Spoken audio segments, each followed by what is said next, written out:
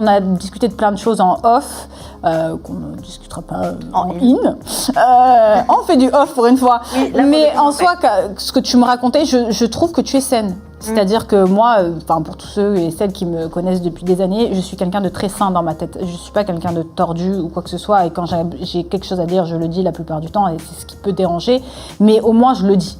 Et ce que je veux dire, c'est que toi, dans tout ton comportement, de tout ce que tu m'as raconté, tu es saine. Et je trouve ça bien, parce qu'il n'y en a pas beaucoup. J'essaye, même si la plupart des gens qui nous suivent ne le voient pas et voient comme si justement je passe pour la fille qui veut s'accaparer des enfants et tout, alors que pas du tout. Ou pour la fille qui veut prendre la place de quelqu'un, alors que pas du tout. Moi, mon but, c'est juste que finalement, les petites, elles soient heureuses quand elles sont avec leur papa. Enfin, du coup, quand moi, je suis là, parce que du coup, on vit ensemble. Voilà, là, pour le moment, c'est un peu compliqué, mais de base, on vit ensemble. Et le but, c'est que je m'entende bien avec elle et que voilà, tu vois, franchement...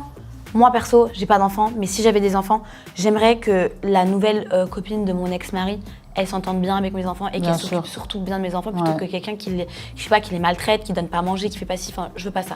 Donc, je préférerais avoir quelqu'un qui s'en occupe bien et qui s'entend super bien. Et j'adorerais voir mes enfants rentrer à la maison et me dire j'ai passé du trop bon temps avec papa et avec sa copine et tout, plutôt que l'inverse. Je pense que tu es la bonne personne pour le... Moi, personnellement, oui, complètement. Mais surtout, ce qui est très important, c'est qu'en fait, la nouvelle puisse comprendre aussi qu'il y a une bonne entente et qu'il y aura toujours une bonne entente entre les parents et que c'est important pour le bien-être de l'enfant.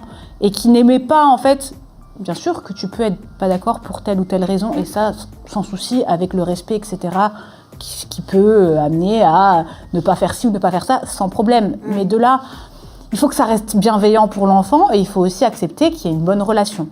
Ne pas essayer qu'il y ait plus de relation du tout parce que il y a de l'insécurité derrière. Tu comprends ce que je veux dire ?